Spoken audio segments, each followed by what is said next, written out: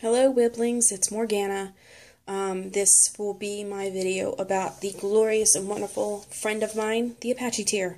The one that you see on your right is the one that I have had for the longest.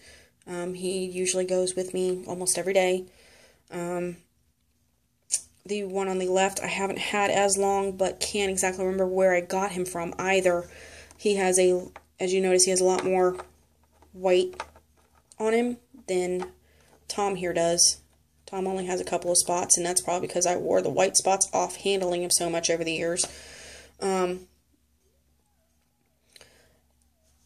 will begin with the basic rundown of what it is and how it's created, and then we'll move into the applications for it, and then the sciencey stuff, if you will, and then we'll tell you the cleansing, and then I'll tell you the legend behind how it got its name.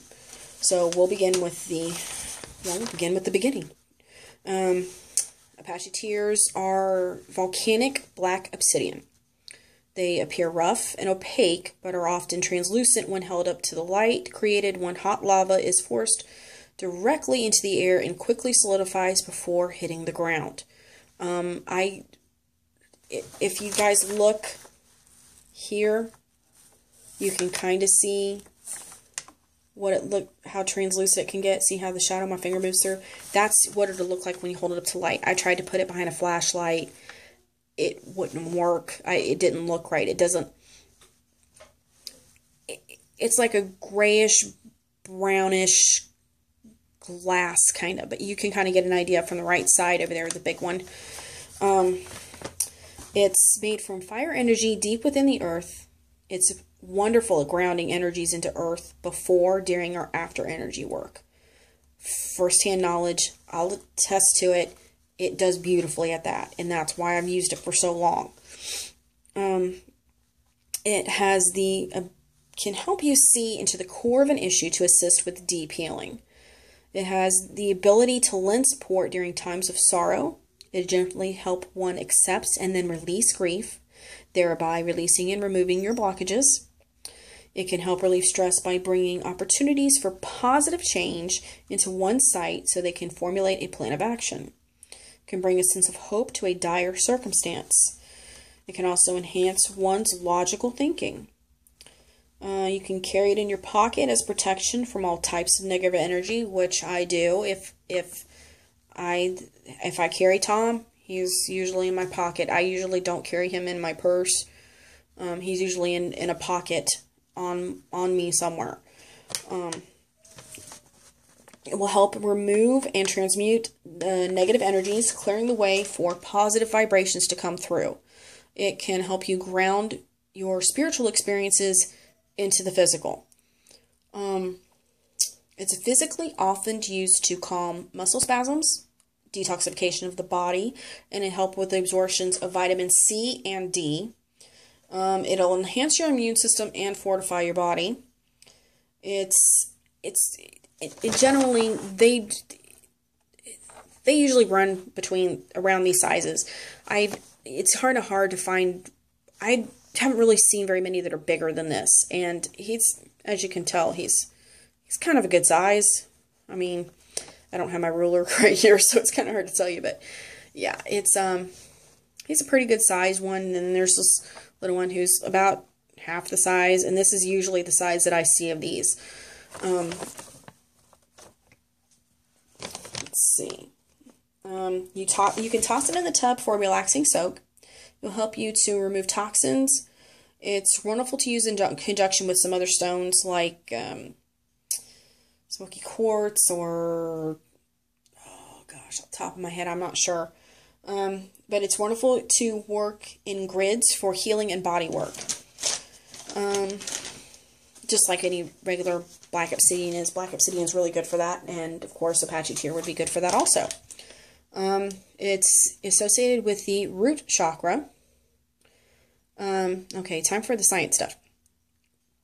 ApacheTear is actually a silicon dioxide with impurities. It's got, on the hardness scale, It usually ranges between a 5 and a 5.5. Apache tears can usually only be found in North America. My understanding is anywhere else in the world, and volcanic black obsidian is just considered black obsidian. And it has a lot to do with the legend that's behind it, and we'll get to that later. It's associated with the Aries and Capricorn zodiac signs. It has a numerical vibration of 1, which, again, tied to the root chakra. You can use it to aid with your physical issues and your ailments. It will help you with your detoxification, like we said before. It's issues with your fingers and toenails, or issues you may have with muscle spasms. On an emotional level, it will help you with abuse, feelings of distress, your emotional blockages, forgiveness, which, believe it or not, it's helped me a lot with forgiveness.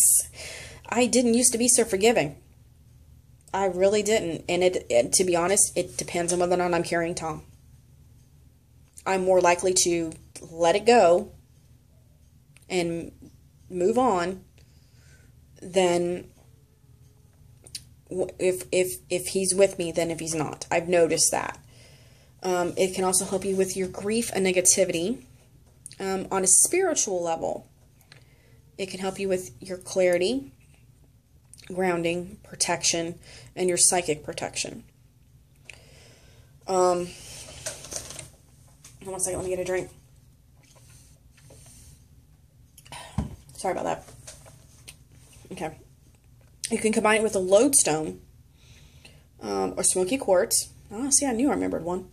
A red garnet, or a black tourmaline. And that's for your grounding and protection. For your heart chakra, it can be combined with Tektite. That's Tektite, or Moldavite, or Tinaksite. Tinaksite. And to help you with your grief, you can combine it with aquamarine, spurite, that's Spurrite, or cavansite, Cabansite. I want to make sure I spelled those because I wasn't sure if I'm saying them right. Now, as far as cleansing these little bad boys goes, it may be tempting because they're volcanic and they have a fire energy to them, saying, oh, let me put them out in the sun. Don't do that. That, if you subject these to direct sunlight, they will crack. And that's not good. Nobody wants that. So please don't do that. It's really, really easy to clean them. And that's one of the big pluses to having one of these. All you have to do is take it and run it under warm water for 20 minutes. That's all you need to do. Under warm running water, 20 minutes, and it's good as new.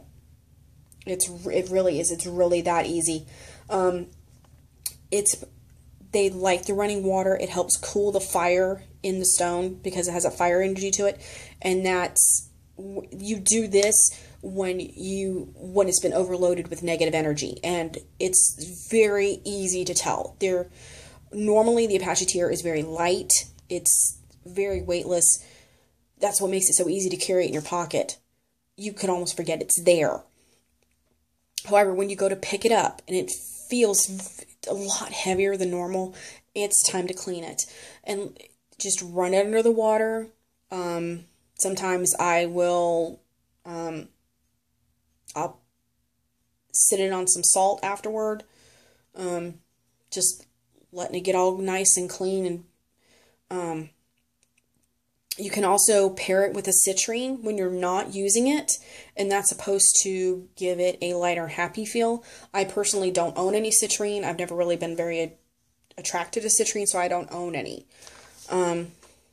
Usually just running it under water, letting it sit for a little while, kind of, get back to where get back its equilibrium, so to speak, and you're usually good to go. It's very low maintenance stone and will help you out exponentially. Now, to the legend behind the ApacheTear. Okay, the legend goes that there were certain members of an Apache tribe that were being pursued by the cavalry. And even though they were being Apache warriors, and they were, kicking butt, taking names kind of deal, they were severely outnumbered because it's the cavalry. And usually with the cavalry, everything was overblown, out of proportion. And so the warriors decided that rather than be captured by the U.S. cavalry, that they decided to jump off a cliff. And basically, they jumped to their deaths. This is where the legend part comes in. The women of the tribe were so distraught and so much in grief that when they cried, their tears were really dark. And when the tears hit the ground, these stones were formed. It's believed, part of the legend is that the tears formed into reality so that everybody would be reminded of what happened, of the grief that the women of their tribe were brought to by all of these warriors' deaths. Now, different accounts they'll try to put numbers on it, how many warriors there were, whatever. At the end of the day, that doesn't matter. It's just it's not about the warriors. It's about the grief that the women experienced and how the stone will help you relieve that grief, how to help you ease that burden. So I highly recommend this stone for everyday use. It's great for that. If you want to use it for occasional, then so be it. But it's a great stone. I've loved working with them over the years. So if you have any comments or questions for me, just put them down below. I'll get back to you. You can find me on Facebook. You can shoot me something there. Other than that, I mean, it's just a great all-around stone. If you guys have any suggestions for other ones you want me to do, anything else you want me to do, just, like I said, let me know. Give me a comment. Send me a message. Here, Facebook, not going to be picky about it. So you guys have a great day, and I will catch you later. Bye.